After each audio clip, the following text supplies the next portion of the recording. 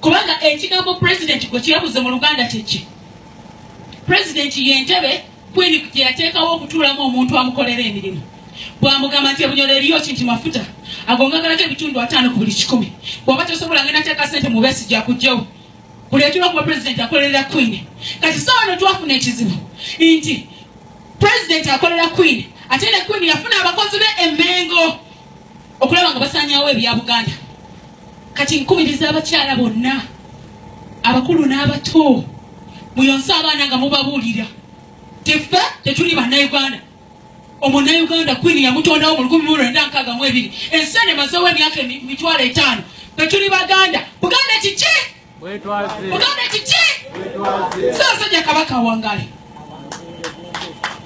Era ne batuwandiikira ebbaluwa mu butongole bazzukulu ba Buganda International nti tetuddamu okutegeka omukolo gavumenti ya Ssaabasajja Kabaka yegenda ogukola ki?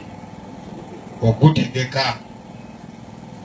Ssaabasajja Kabaka tweyanza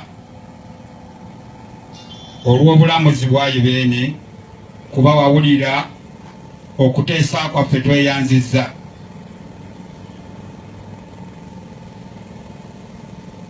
Emyaka gibadde 5 nga Mmengo etegeka omukolo guno. Emyaka 2 gyali gya Jebbi Walusimbi. Jebbi Walusimbi n'avaako mu 2013 ne tufuna ow'ekitiibwa Katikkiro Charles Peter Mayiga. Charles Peter Mayiga bw'abadde mu Bwakatikkiro obanga tannajja mu Bwakatikkiro abadde mu nteekateeka egamba tekyetaagisa kujjukira lunaku luno. Ye Katikkiro tayagala bantu beekubagiza,